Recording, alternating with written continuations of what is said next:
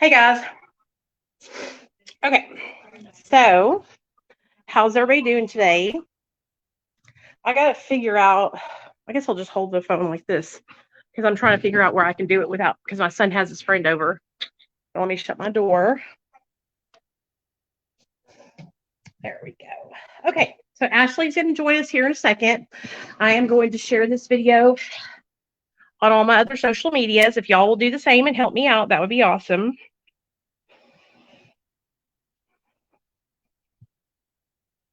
There we go.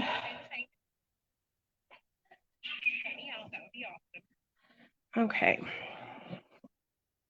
I got to pay attention to see when she's going to come on because I'm on my husband's phone. Okay. So Ashley's going to come share her story. I told y'all we would have, multiple people come on tonight. So I think or this week. So I think this is going to be a great week for everybody to have some content about recovery from addiction. I'm excited to hear her story because I don't really know all of it. So I know her from TikTok, and she had reached out to me and said she would be willing to come tell her story. So I was like, hell yeah, let's do it. How's everybody's day going today? How's your Thursday? Are you excited for tomorrow? Friday, right? I did my makeup today with those e.l.f. Halo Glow wands. My husband brought them home today on his lunch break, and we tested those out. But I didn't get to test them out that good on that live, so we're going to probably do it again tomorrow if y'all don't mind. But help me out. Let's share this video, like the video, and invite your friends.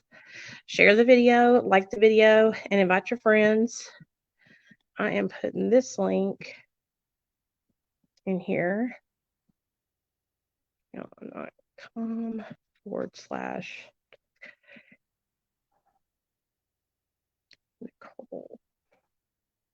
All right, cool. Hey, Allie. Hey, Megan. What's up, girl? Hey, Pixie. Hey, Donna. I'm glad y'all are here. Oh, don't be telling me now. It thought I said Bixby on my phone, so it was like picking up my voice.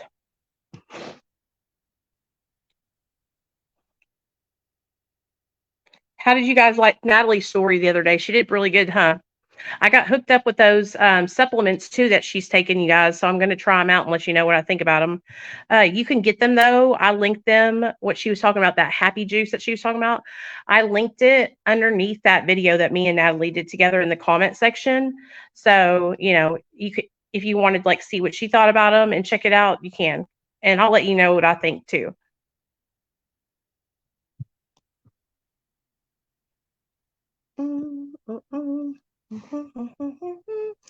Hey, Sherry. Hey, Jessica. What's up, girl? I won't be able to see the comments from Facebook, but I'm glad you guys are in here if you are, for real. Let me see if I can go on my other phone and see those.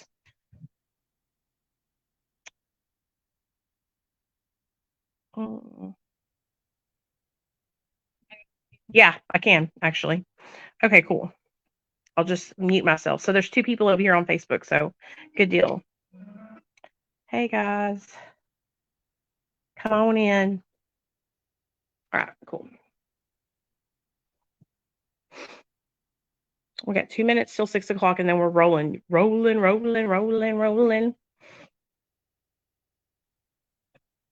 that all the way up. I cannot wait to get a real tan this summer. Tan because I use those contour things, but I'm really not this tan. I'm really white. Yeah.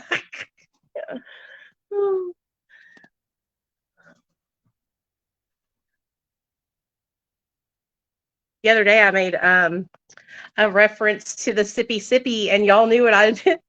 Pixie, you were like, I know who that is. That's a Graveyard Girl. I had just got done watching one of her videos where she's like, does this thing really work? And she was like testing a whole bunch of stuff out, and she had her like sweet tea there. And so I fucking like had it in my mind, you know what I mean, to do it. Hey, Michelle, what's up, girl? I see you.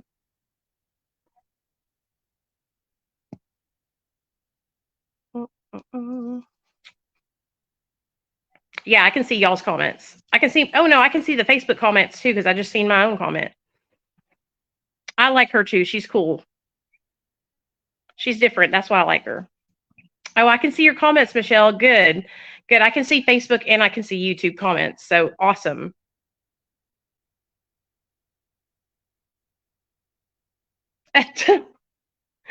I was actually over in the aisle on Walmart where they have like the as seen on TV stuff, and like I think she like has done a lot of that stuff in that area, and it's super interesting. I was telling my husband the other day, um, summer's coming up and he works outside and his car that he drives in, his work truck is like really, really hot. And I was like, you need to buy one of those portable air conditions and see how it works because it's hot here during the summer. Okay, Ashley, I'm bringing you on, girl. Let's do this. Hey, woman. Hey, How are you doing? I'm doing good. How are you? I'm good. Can you hear me okay? Yeah, can you hear me? Yep. Am I echoing or anything, you guys? I'm No. sorry. I'm going to ask the people in the comment section because they're good about letting me know. So that way we sound good. You know what I mean? Yeah. Let's do it like that so everybody can see you close up.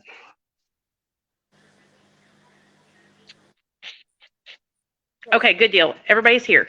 Okay, Ashley, this is the plan. First of all, let me tell you what my dumb butt did the other day. So I'm texting her. I'm like asking her if she's ready, calling her someone else's name, like totally freaking out, thinking, why is she telling me she doesn't know me? I know her. She wants to come on the channel and tell her story.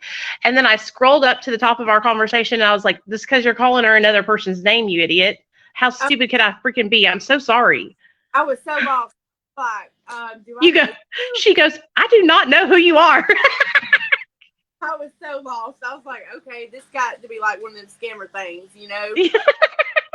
Well, But Ashley, I love you for being so cool and coming on here and sharing your story. What I'm going to do is I'm going to mute myself so that way you can talk and everybody can hear you. But if I have a question or anything like that, like I'll butt in and ask you. That's how I do it. What I would like for you to do is share with everybody what it was like when you were growing up, kind of like why you became addicted to drugs, what happened, what it was like during your addiction, and then how you got sober. And that's really all. And I'm going to be quiet so you can do all that. Okay. okay. So I grew up with four brothers or two brothers, two sisters. They were, step family. My real dad really wasn't or he wasn't around when I was younger. He was a truck driver, and he just chose, not to be in our life at all. So my stepdad came in, and he took the role as a dad, and I grew up. I grew up pretty good. My childhood really wasn't that rough. It wasn't until like my teenage years where it got pretty bad. Um, I was, it's kind of hard for me to talk about, but I was sexually abused, and my addiction didn't start right there. It started a little after. I met my child's dad when I was 14 years old, and he was a real bad alcoholic and took Xanaxes and all that stuff, and he introduced me to that kind of life. So I started taking Xanaxes on a daily, drinking, partying, and all that. And I found out I was pregnant with my son when I was 17. So we moved in together, and I gave him the choice, to stop drinking. It was me and him and the baby, or, he had to leave. And of course, he chose to leave. So I was a single mom doing it by myself. I started stripping at the age of 18. I live in Birmingham, Alabama, so I worked at Sammy's for a long time. And then I was introduced to cocaine, Yeah. industry and stuff like that. And I ended up quitting. They closed down, so I ended up for a little while, and I ended up quitting there. And I don't know what happened, but I ended up missing my baby daddy, so I went back. And I got pregnant the first night I was back. So it was like a one night stand thing, and I got pregnant again. And yeah, that's crazy. Like y'all were fertile together or whatever. You know what I mean? Can I ask you one question? And you don't have to answer this if you don't want to, but like because of the trauma of you being abused when you were younger, that like could you tell your mom and dad about it? Could you tell your mom about it? Or were you afraid to tell her and you didn't, and you stuffed it down inside? So then when you got old enough, you started using substances to kind of make that feeling go away. Is that what happened? Or did you tell your mom and she didn't believe you? Like, what happened? Well, it was a family member who did it. And when I went to my mother and told her, she didn't believe me about it. And she kicked me out of the house. So, and me and my mom had a really, really close relationship. So when that happened, it tore me apart that she didn't believe me about it, you know? Right, for sure. And like I said, I love my mom to death. She's been sober 15 years, you know, thank God. But she was real bad addicted to opiates at the time. So it was like Okay. her supplier, you know, he bought them for her. So I guess she didn't want to get rid of that part, you know. But no, she did not believe me. She didn't believe me at all. So that kind of stuck with me, you know. I didn't understand why. I didn't understand why she didn't, you know, believe me. That was my mother, you know. So, Yeah. but yeah, so that was real traumatizing for me, you know. But I guess I just masked it all down at the time.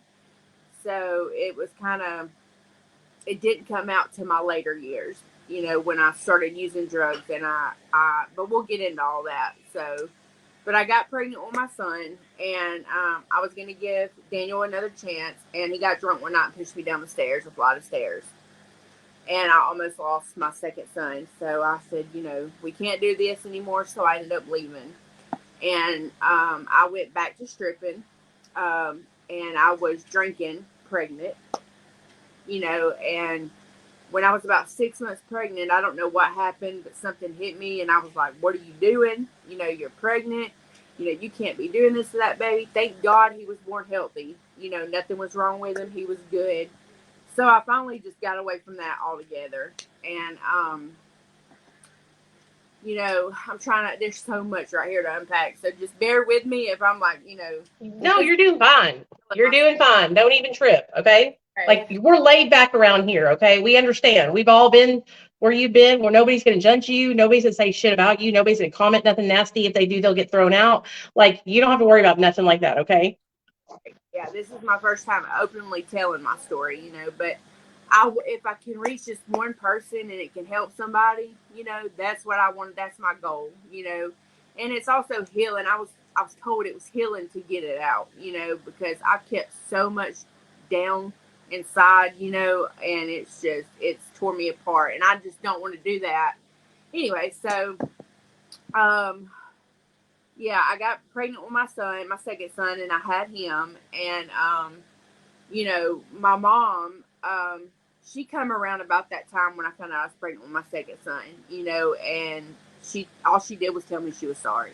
You know, we kind of didn't talk about it or nothing. I was just glad that I had my mom back, you know. And I am very codependent. I'm trying to work on that now, but my mom, when I growing up, she never made me do anything. You know, she always done it for me. So it was like, I guess that's where the codependency come in, you know. And then I felt so much void. So I looked in it in men. You know what I'm saying? Um, Yeah, I know what you're saying, girl. Don't worry. so, I did the same thing.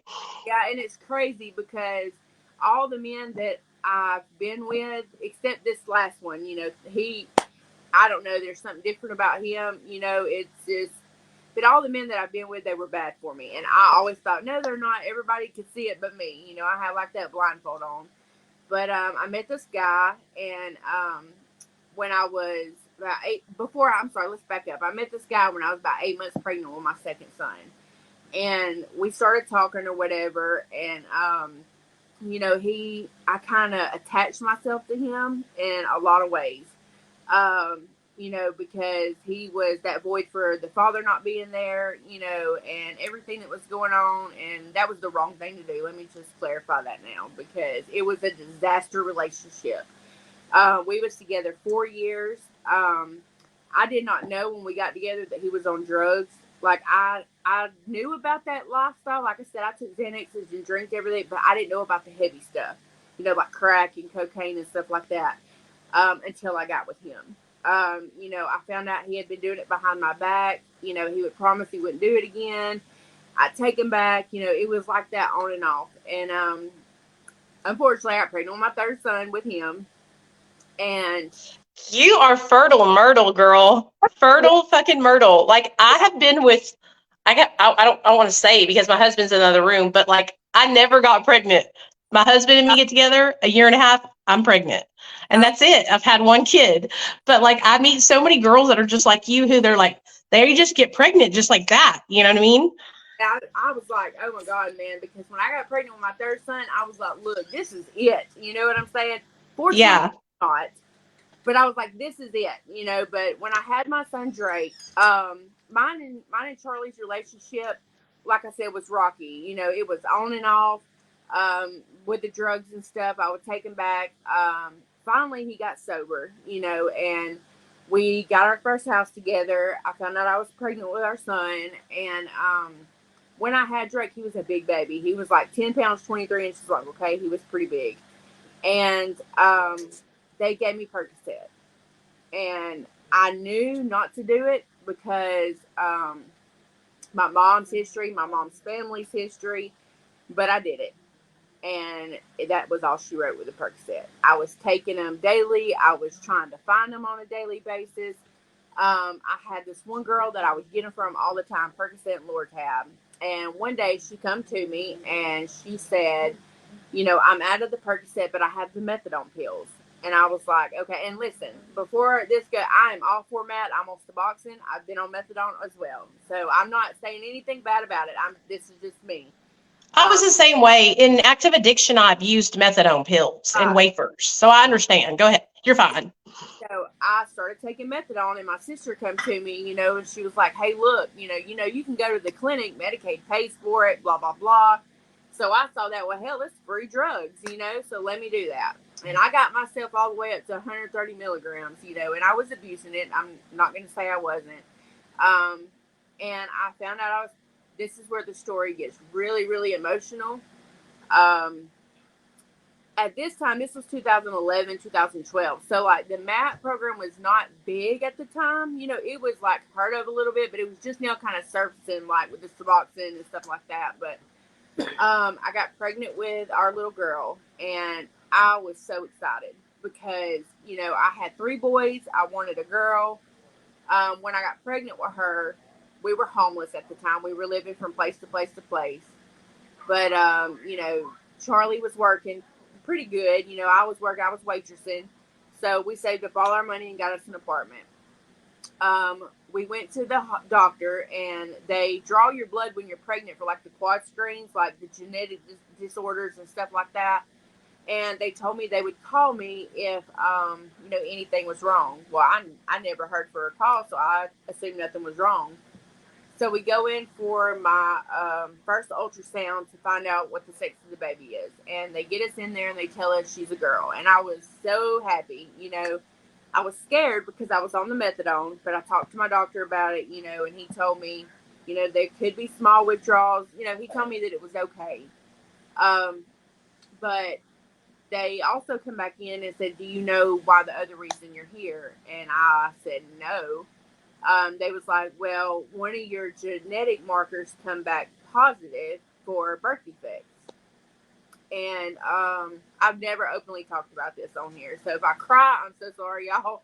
This is just really, really emotional for me. But they got us in a room and they explained the 3 different genetic disorders.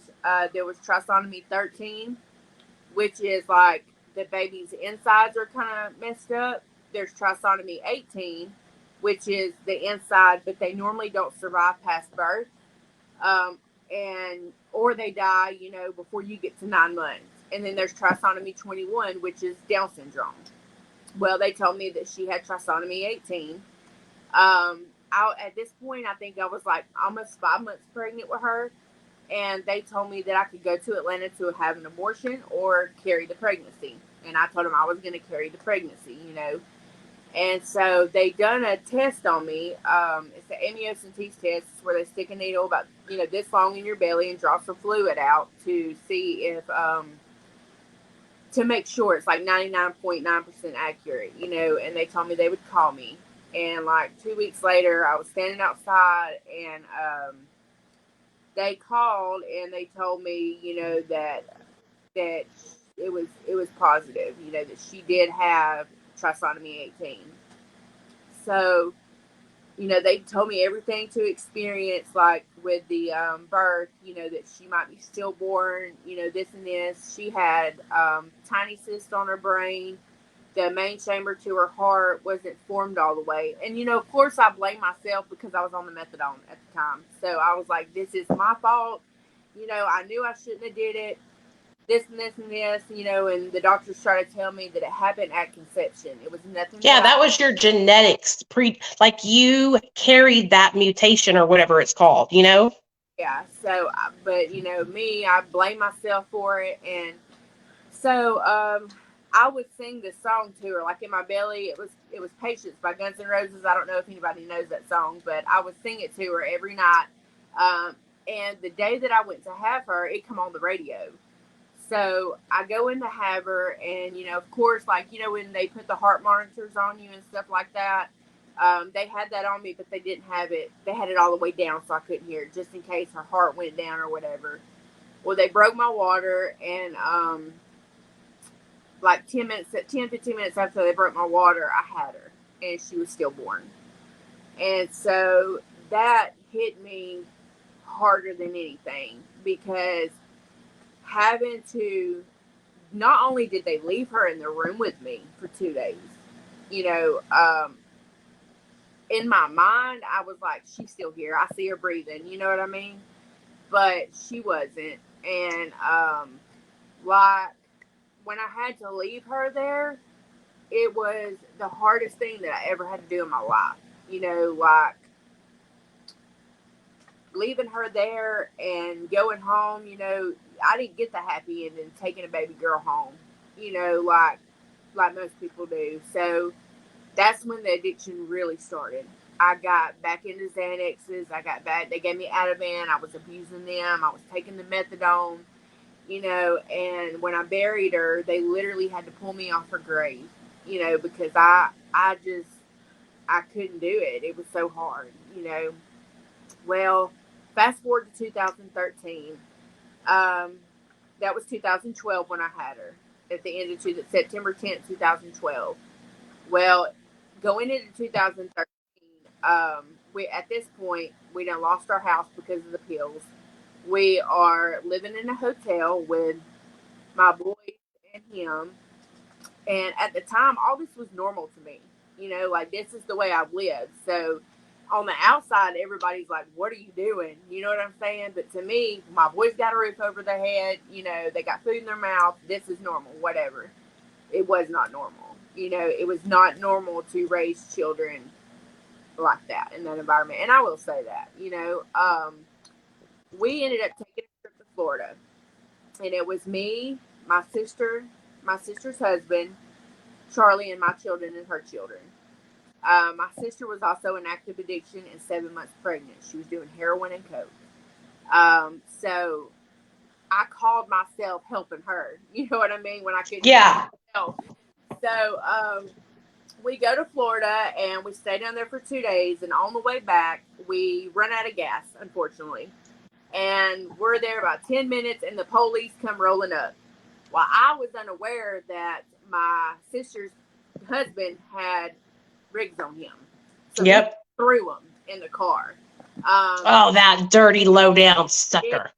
No, that's not even half of it, girl. So they threw the car, and the police asked if they could search the car. Well, I'm like, sure. I have my box of methadone. It's locked. What? I gave them permission because hell, I didn't know they had it.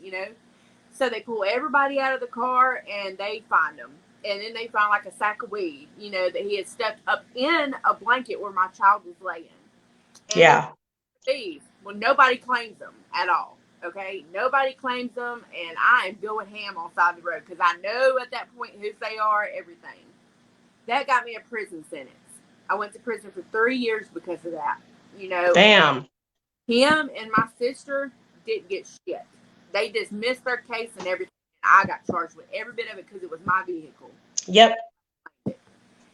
So I go to jail for 8 months on a $56,000 bond, chemical endangerment charge. I lost my children because of that, everything. When I get out of jail, I do what I'm supposed to do. I get my kids back. And about 8 months of me being out of jail, I meet up with a guy that I used to mess with a long time ago. Here we go. Messed up with a guy, his name was Nick. And when we got together, like I said, I thought he was the best thing in the world. Right. He turned out to be the devil. Sorry about that. He was oh my God, he was horrible. So we got together and everything was good. And we were together for about a year, and he had a son named Landon. And so together we had 4 children. I got pregnant with my son Ashton, and I noticed like his controlling issues. Like he wouldn't let me be around my family. I had got on Suboxone at this time after I got out of jail, and stuff like that. He made me quit taking the Suboxone. He wouldn't, take me to the doctor. It was horrible. He was a narcissist from hell. Okay. Yeah. He was treating my children very badly. He would tell me if I left, he would kill me and my kids. So I was stuck. After I had our son Ashton, I had 5 boys. I was so tired all the time. He never helped me with them or anything. Yes, because he had a son. That's a basketball team, girl. Yes, he had a son. I had 4 children, so we had 5 all together. Okay. And I went to my cousin's house one day, and he was like, I got Adderall, keep you up, keep you going. And I was like, okay, hell yeah. So I was taking Adderall on a daily. And one day I went to him, and he did not have any. He had meth. So I was introduced to meth for the first time. And I started doing it, and it was on from there. My whole life come crashing down on me. I did not realize how much stuff that I was creating, like a disaster behind me. But I was doing meth, with a couple people that I had knew. I was taking, you said this is no judgment free zone, so I'm just telling my story like it is.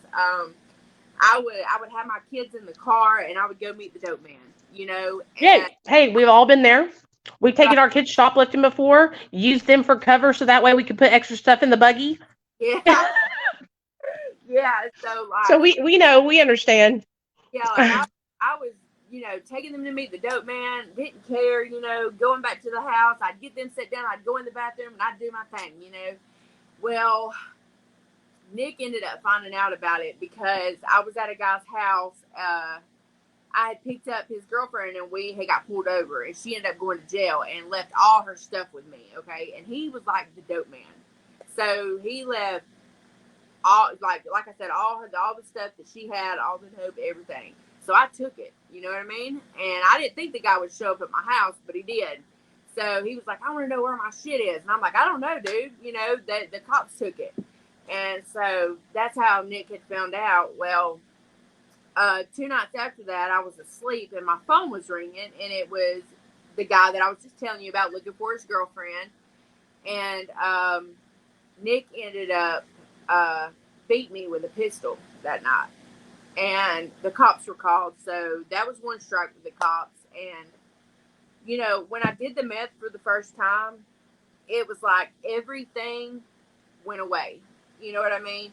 All my pain, everything went away. I was numbing it because to me, it felt like everything that I had been masking down this whole time come to a surface, it come to a head, and it was like, bam, like I was doing the drugs because, I didn't deal with losing my daughter, didn't deal with the trauma when I was younger. All that was just coming, you know what I mean? And I was just doing it.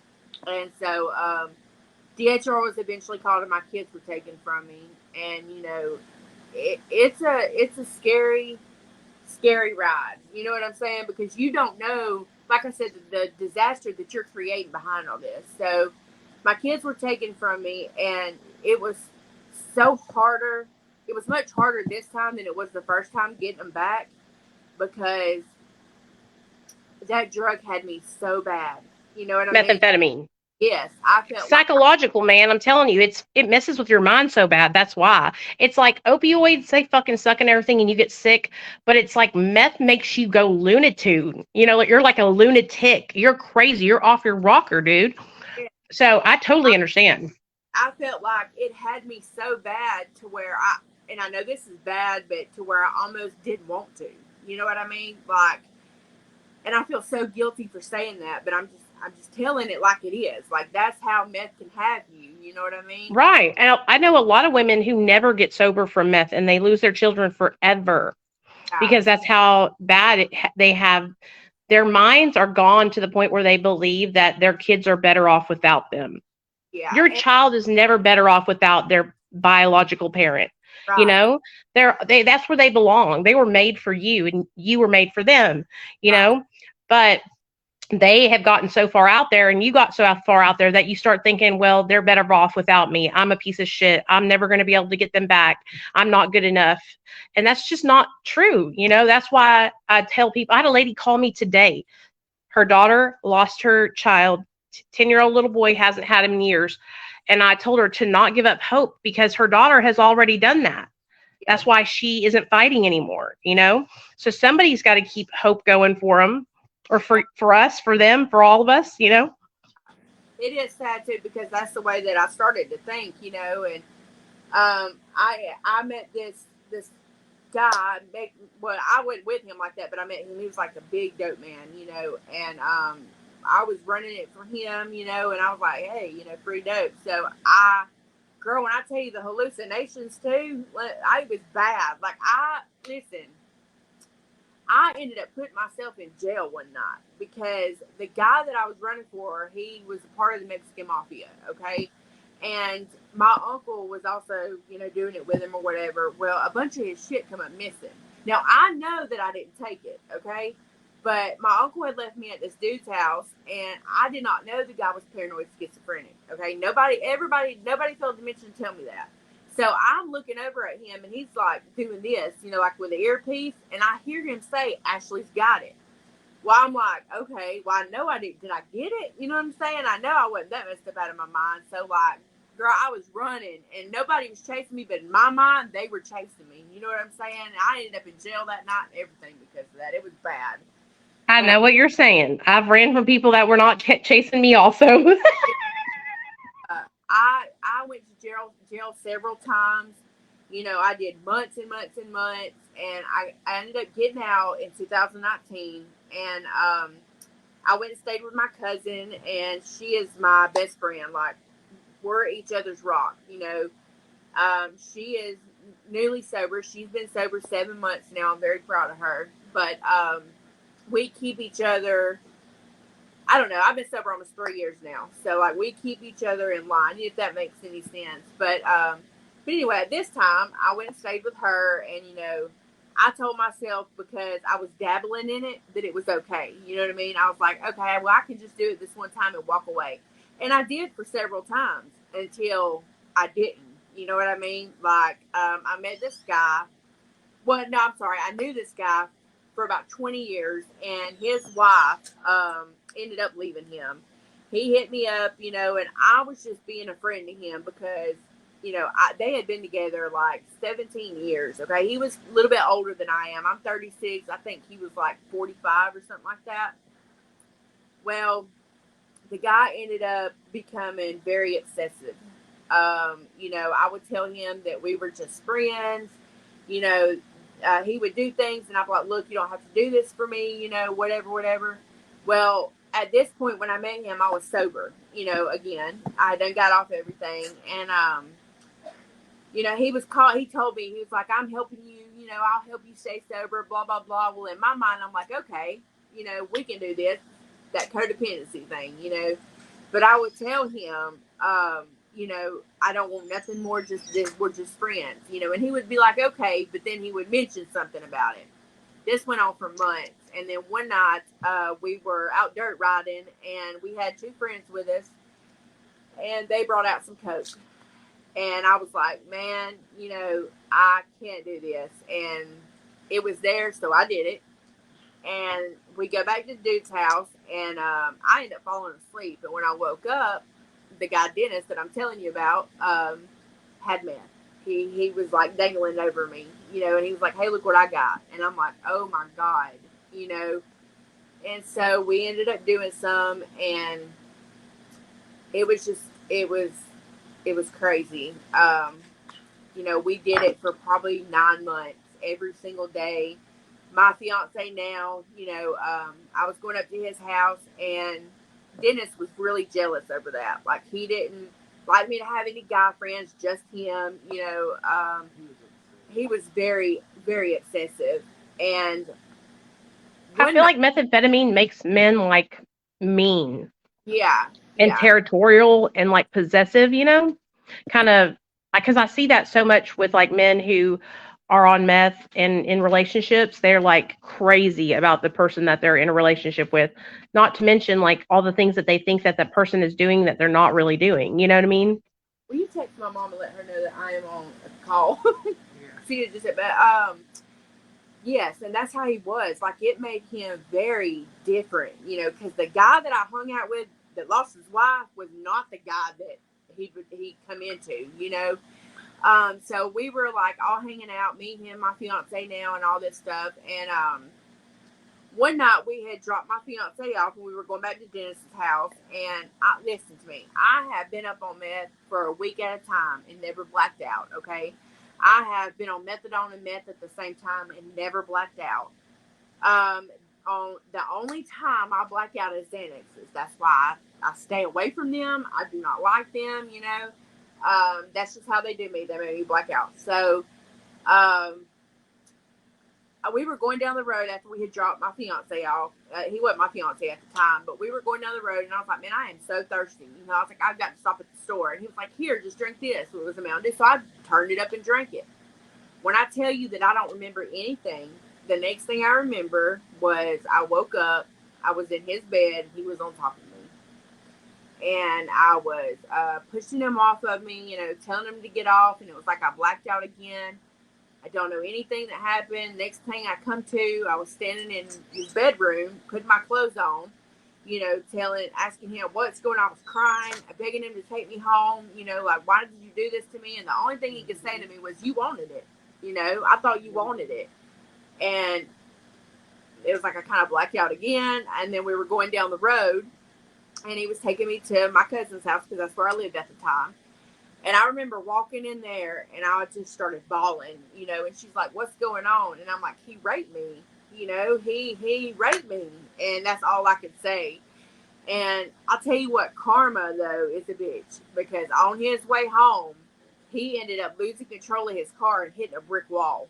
It didn't kill him, but it totaled his car and it fucked him up. You know what I mean? And I was like, Yeah, that's crazy, dude. yeah. But it's crazy because how to me, I'm one of those, and I'm working on it now. Something so bad can happen to me, like with what my stepdad did, or what this guy did to me, and I could still look them in the face and be okay. Yeah, it's weird, like, I guess I just mask it all down like it never happened, kind of. But that happened to him, and you think that would have got me sober, but it didn't. You know what I'm saying? It didn't get me sober. I still kept on running. I had several bad incidents where I could have died, like just like everybody else in active addiction. Well, I was introduced to fentanyl right after that, and it I cannot do heroin and fentanyl.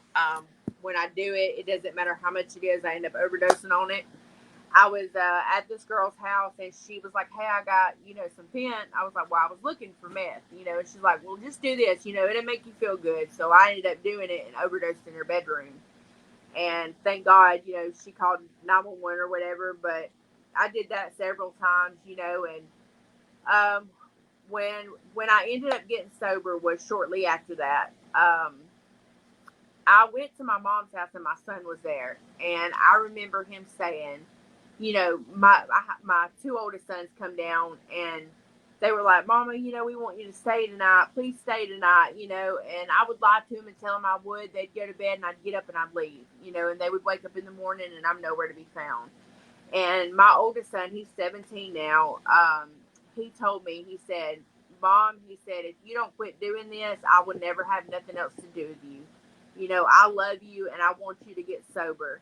And I don't know what happened, but that did something to me, man. And I ended up going up to my fiance now, his house, and me and him was sitting there, and we were like, "Man, this shit is it." Like it. We didn't even have really the desire to do it anymore. You know what I mean? Like it was gone. I'm sorry. You're So just using because that's like the habit that you've learned. That's literally like your lifestyle. So you're not using because you're like enjoying it anymore.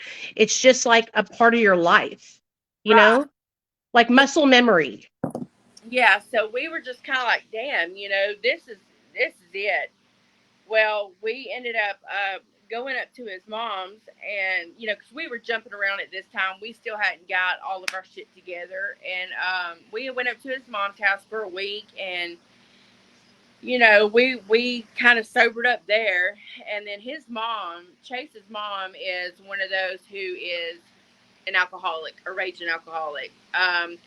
Chase didn't have a really good childhood with his mom, but that's his story. I'm just trying to give y'all the brief to y'all so y'all would know what happened.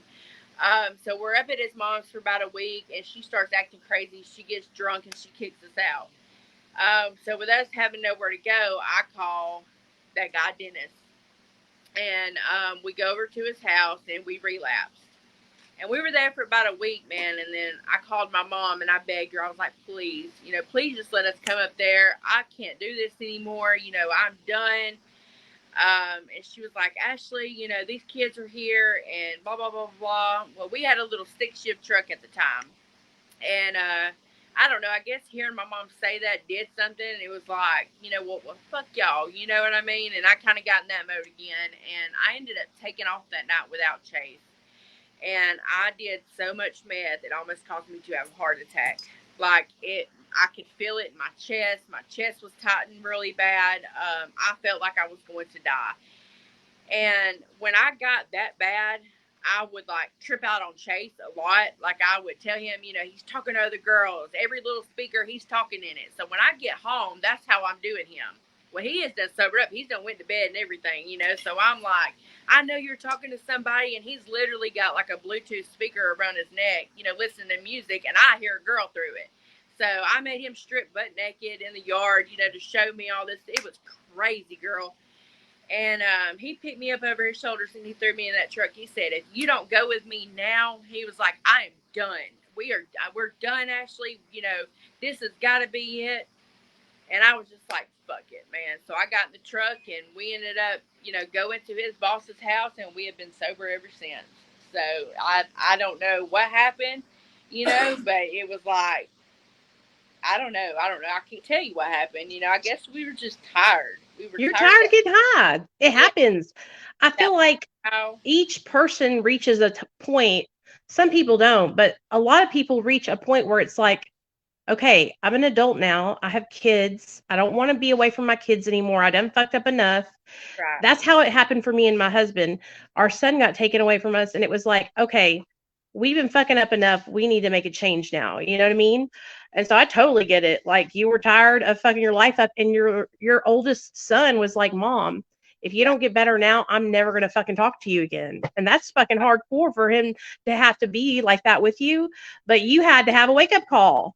Right. And I'm glad that I did, because when I went to prison, ended up going to prison, my kids, when they were, no, I'm sorry, when they were taken away from me the second time, my kids went to their dad. And like I said, their dad's a raging alcoholic.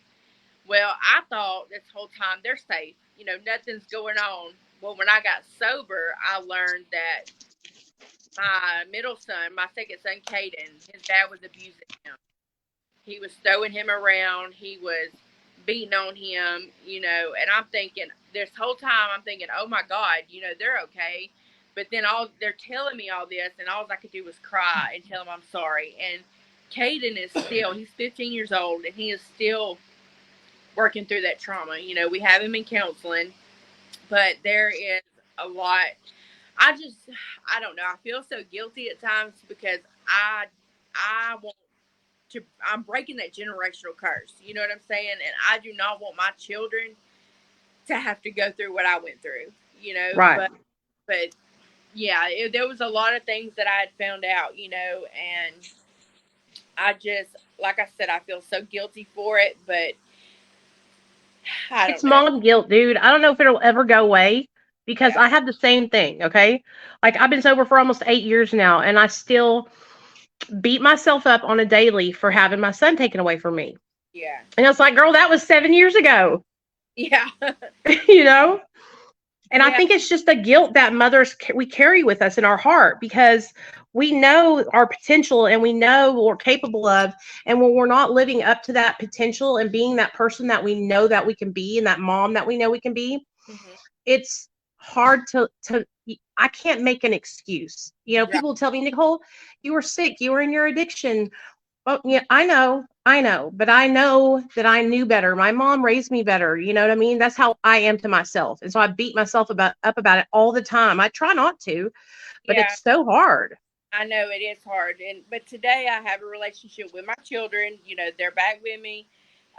We got, I don't know, it's almost like especially my oldest children, we're really close. You know what I'm saying? Like, I don't know. I don't keep nothing from my kids because Me neither. they were kind of old enough to realize, to know what was going on. And especially when my oldest came to me and was like, Mom, I know what you're doing. You know what I'm saying? Like, that was like, whoa, okay. Because I thought this whole time, like, oh, they're kids, but let me tell you something. Kids, no, they pick up Oh, on, yeah. they know, but since I got sober, I've been sober. December will be 3 years. And this is the longest I've ever stayed sober. I never thought I could do it, but I'm doing it, and it is like, I don't know if y'all believe in God who's on here, but I do. Oh, And yeah, I do too. completely, completely like turned my life around. You know what I mean? Like, it's just, I never thought my life could be this good. Because of the stuff that I went through. The traumas that I did go through. I thought I would always be stuck in that. You know what I mean? But I don't know. I've been through a lot, but my past don't define me. I've learned that too. I am who I am today. But Tell me some good things that happened to you when you got sober. Like, I don't know, paying off a car. Tell me about that. oh, girl. So, okay, let me tell you. So, I was able to, I had like fines out the ass, okay, from getting in trouble. I actually paid one of them fines off. It was like $2,500, That's a lot of money. completely off. I do not have to worry about that anymore. That's gone. We got us a car. We own our own car. You know what I'm saying? We got us a place to live.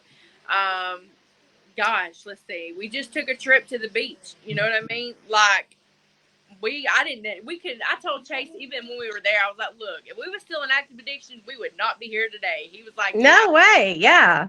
So there is good things that's happened to us, and I don't know. I know that I probably left some out because, like I said, it's my first time telling my story. But if I could just reach one person, and tell them and try to change their life, that's what my goal is, because Yeah. that's just killing everybody today. Do you feel like Suboxone helps with your methamphetamine addiction as well? I do, and I know that's crazy. A lot of people say that it's not for that. Right. I mean, I feel the same way. I feel like it has helped me with overall all my addictions to different, because I was like you, I was a trash can junkie. Give me Yeah, whatever you got, baby. yeah, And taking, like, I have like thoughts of using stimulants sometimes and like maybe sometimes Xanax, but nothing out of control that I can't like nip in the bud. yeah. That same here. Yeah, I mean, like, see, like before, when I would get stressed out, or I would think the littlest, like, I'd go use. You know what I mean? But Suboxone, now that I'm on Suboxone, I can honestly say that I do have thoughts sometimes, like, okay, well, but then I'm right back, okay, no, you know what I'm saying? And it does help with my cravings a lot, not with just meth, but with the opiates, with the heroin, it does help a lot. So I know a lot of people say, well, that's not for, meth addiction, but, well, I'm living proof that it does help, you know what I mean? Yeah, So, I but yeah. agree. It has helped me also.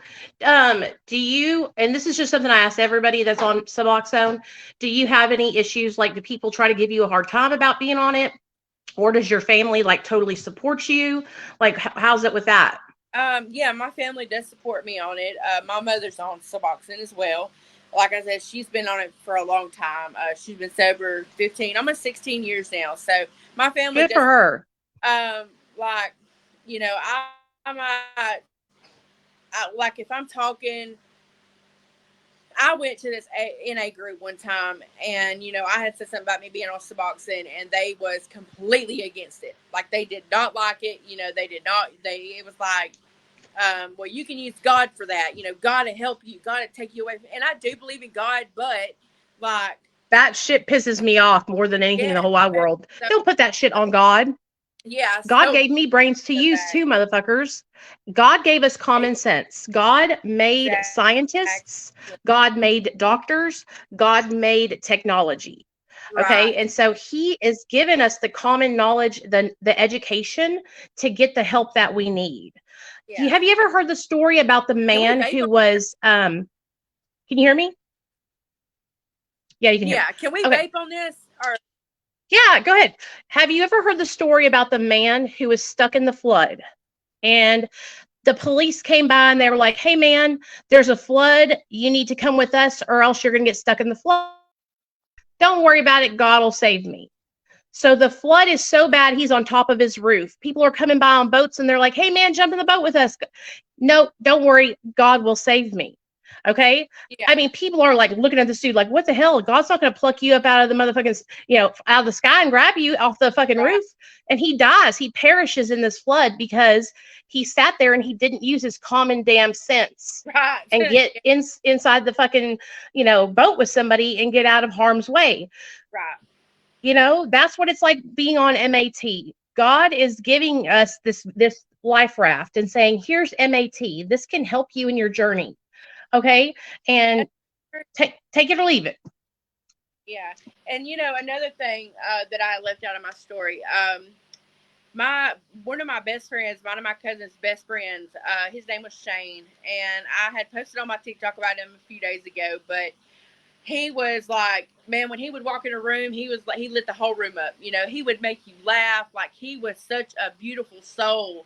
And last September, he was hanging out with my brother and them, and my baby's dad, my second baby daddy, and they knew that he was doing fentanyl, and they walked out of a camper and locked it when they knew he had overdosed.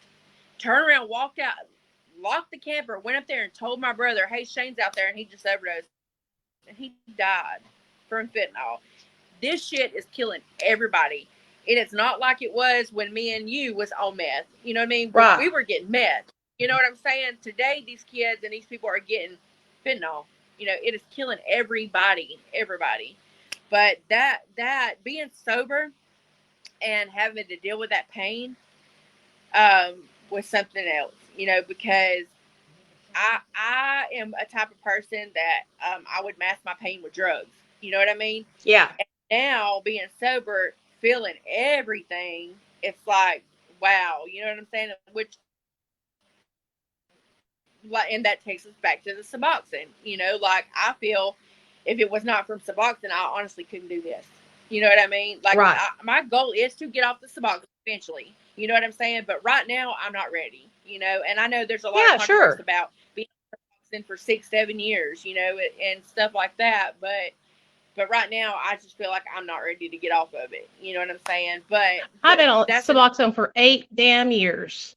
And I'll be yeah, damned if somebody tells me people don't know our circumstances. Okay. right, Like, I don't know what it's like where you live. I don't know what your financial economical status is. I don't know how many mouths you have to feed. I don't know what your mental health is like.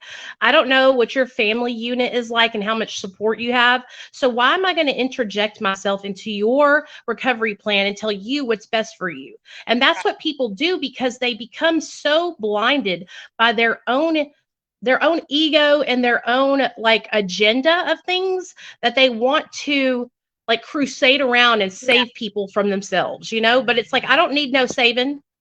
Okay, honey, I'm fine. I'm yeah, living my best life. yeah. Girl, I look rough on this thing. No, you don't. You look But good. You yeah, look fine. but anyway, I'm but proud of you, yeah, though. huh? I said, I'm proud of you. Do I, 3 years is a substantial amount of time to be sober. thank you, thank you. Yes. Hell yeah. And Uh, especially with all the trauma that you've been through, um, especially with the abuse that you experienced at a young age. Like, I don't know if you have gotten into anything like that, like trauma therapy and like really real deal kind of shit. You should look into like trauma therapy and then like, I don't know if you deal with depression or anything, but like I know people that are doing ketamine infusions and their depression is like lifting and they feel like human again. yeah, I don't.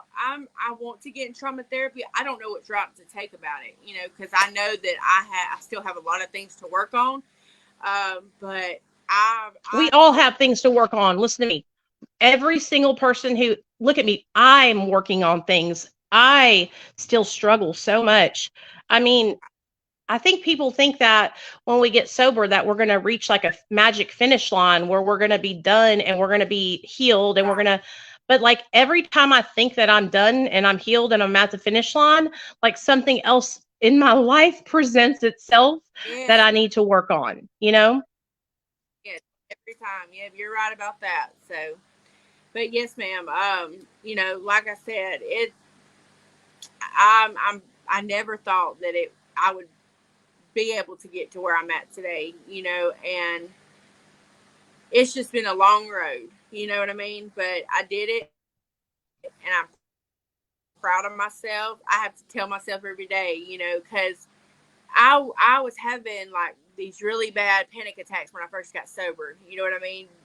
Because the guy that did that to me, that I thought was my friend, like I told you about, would like hit me up. You know what I'm saying? And I would go in and like, oh my god, like leave me alone. I had to block him from everything, and then like he would go from a different number, like put a fake number or whatever, and message me. And finally, I had to change my number, because it was getting bad. Like he was so obsessed, but it was scaring me.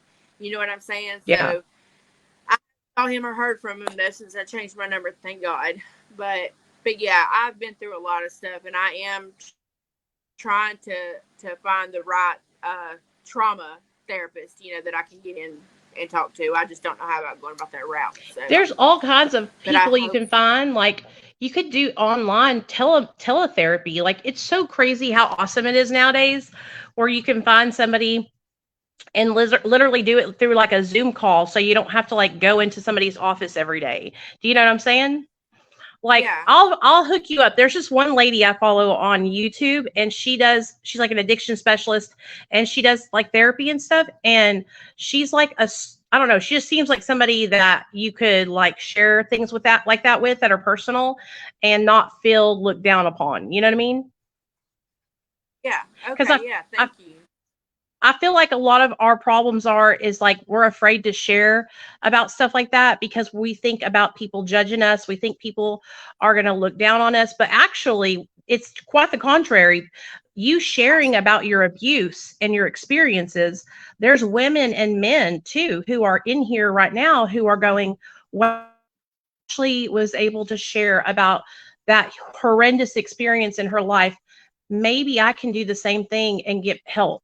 You know what I mean? Yeah. Okay. Yeah. That does make sense. You're doing awesome, Ashley. Tell me about your social media. Tell everybody about your social media accounts. Where can they follow you at? And what do you do? Are you trying to grow your accounts? Tell us about that. Yes, ma'am. I am trying to grow my account. I was locked out of my first one. I don't have much, but I had like 3,000 followers. And so I had to create a new one, but it's under Sober But Savage. It's Mm-hmm. sober_but_savage. And yeah, you can follow me there or on Instagram under the same thing. So, and you're sharing your story online, right? Yes, ma'am. Okay, tell me. Let me see. I'm gonna get your account pulled up. Hold on, so that way I can show it to people. I love helping people build their accounts, so you can message me and I can help you with some really badass ideas too. Okay. Okay, hold on. Oh, okay. You got 2 accounts. Follow. There we go. So she got 2 accounts, a backup and a regular account, and I'm gonna show them. I think this is your biggest account right here. Yeah. So y'all, this is Ashley's TikTok account. If you guys want to follow her, I'll link it, of course, Ashley, in this video. I'll link it so everybody will be able to find you easier. But this is her TikTok account. Let's go find her Instagram now, too. Yeah, thank you. Okay. Here we go. Sober.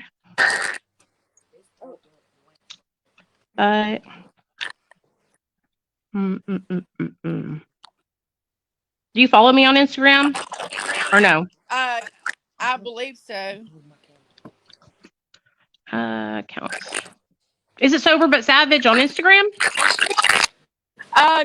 You can go Sober But Savage, or if it's not Sober But Savage, it's Ash and Chase Livingston. But I got Sober But Savage underneath it, so you should be able to find it. Ashley. You said K? I'm trying to plug my phone up so it don't die on us. But no, you're okay. Yeah. Ash and Chase Livingston. And Chase. Okay, I got you.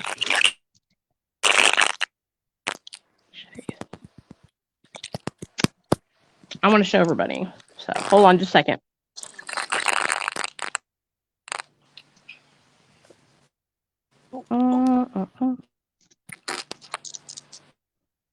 Okay. And Chase is sober too, right?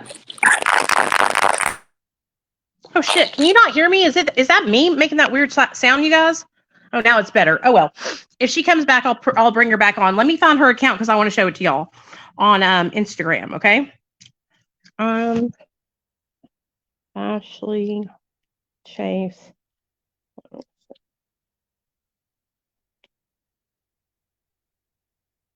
Well,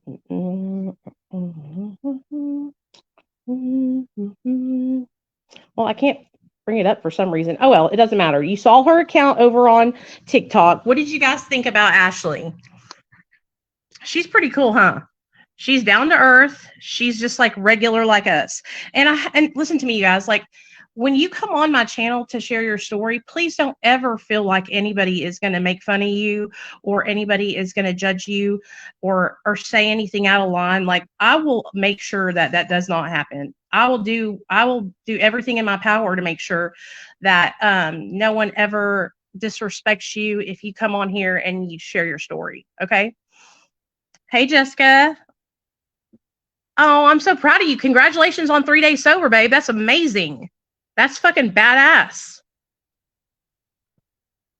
I mean, like recovery's okay. It's difficult enough to like get the guts and the fucking determination to get sober. It's like we don't need our own peers giving us fucking shit. You know what I mean? So I just want you guys to know that you don't ever have to worry about that. And I'm really grateful that Ashley came on and shared about the experiences that she had and the abuse that she's been through, because I know a lot of you guys can relate to her experiences, and it makes me sad because you know, I know her and her mom are back, you know, talking together and everything, but this is a message to parents out there. When your child comes to you and tells you that they're being abused, believe them. Don't ever tell your child that you don't believe them. Okay? Even if it's the hardest thing for you to believe in the whole wide world, just listen to what they say and take what they say and actually take action. I cannot tell you guys how many people have come on this channel. Hey, Catherine, thank you for coming and letting us know. So her phone died. That's okay, though, but thank you. I cannot tell you how many people come on this channel and tell me that, when they were younger, they were being abused. It could be verbally, emotionally, physically, sexually, whatever. And no one believed them, Um,